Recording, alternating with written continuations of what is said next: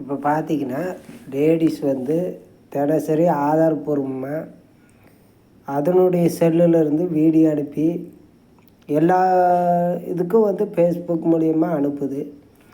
இந்த காங்கேயம் காவல்துறைக்கு அறிவு இல்லையா?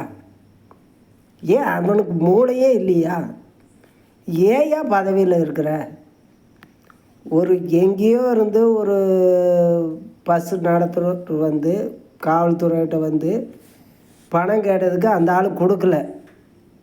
ஆனால் நான் மாற்றுத்திறனாளி வச்சு திருநெல்வேலி பஸ் ஸ்டாண்டில் வந்து இறக்கி விட்டதுக்கு ஆதாரம் கொடுத்துருக்குறேன் திருப்பூர் மாவட்ட கலெக்டர்கிட்ட. அந்த கலெக்டர் எதுவும் நடவடிக்கை எடுக்கலை.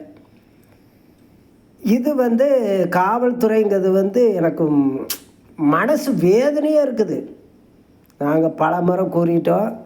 இரவு பொழுதில் வந்து நாங்கள் வந்து தப்பான வீடியோ போட்டிருக்கிறேன், உடனே அரெஸ்ட் பண்ணிடுறேங்கிறேன். ஆனால் பண்ண மாட்டேங்கிறாங்களே.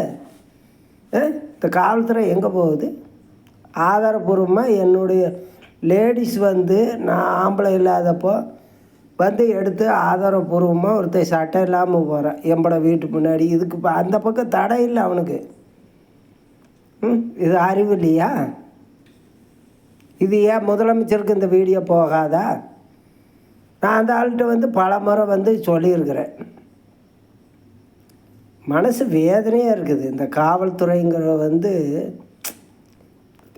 ஆனால் வந்து ஒரு குடும்பத்தை பிரிக்கிறதுக்கு வந்து மகளிருக்கு வந்து பயங்கரமாக இருக்குது. இன்றைக்கி வந்து கவர்மெண்ட் வந்து லஞ்சப்பு இதில் வந்து பயங்கரமாக இருக்குது. பத்திரிக்கைக்கு வந்து அறிவே இல்லை. நாங்கள் 4.5 வருஷமாக வெகு பாதிப்புக்குள்ளாக இருக்கிறோம். ஒவ்வொரு கருத்துக்களை வந்து பகிர்ந்துக்கிறோம். ஃபோன் பண்ணால் எடுக்கிறதில்ல. அவனுக்கு எவ்வளோ துபுறு காவல்துறைக்கு.